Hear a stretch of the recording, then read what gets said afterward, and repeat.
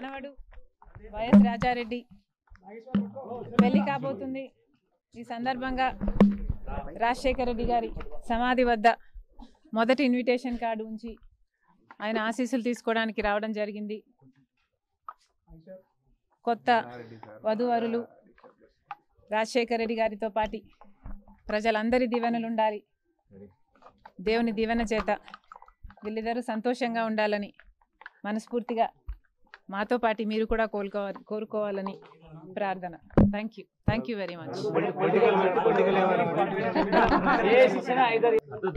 కాంగ్రెస్ పార్టీతో కలిసి పని చేయాలి అని ఇది వరకే నిర్ణయించుకున్నాం। తెలంగాణలో కాంగ్రెస్ పార్టీకి మద్దతు ఇవ్వడం జరిగింది కనుకనే కాంగ్రెస్ పార్టీ ఈరోజు అధికారంలోకి వచ్చింది। కేసీఆర్ గారి ప్రజా వ్యతిరేక ప్రభుత్వాన్ని దించడంలో వైఎస్ఆర్ తెలంగాణ పార్టీ చాలా పెద్ద పాత్ర పోషించింది। 31 నియోజకవర్గాలలో కాంగ్రెస్ పార్టీ గెలుపు కేవలం 10,000 మెజారిటీతో గెలిచారు। దానికి కారణం మేము పోటీ చేయకపోవడం।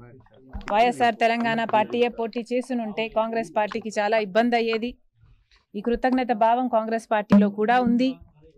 వైఎస్ఆర్ తెలంగాణ పార్టీకి నేను చేసిన త్యాగానికి కాంగ్రెస్ పార్టీ వాళ్ళు విలువనిచ్చి ఈరోజు నన్ను కాంగ్రెస్ పార్టీలోకి ఆహ్వానించడం జరిగింది।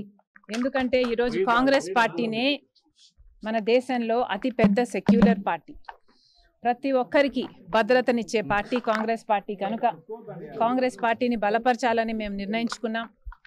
ఈ క్రమంలోనే అతి త్వరలోనే యాక్చువల్లీ రేపే ఢిల్లీకి ప్రయాణమై వెళ్తున్నాం। 1-2 రోజుల్లోనే మీ అన్ని ప్రశ్నలకు సమాధానాలు వస్తాయి।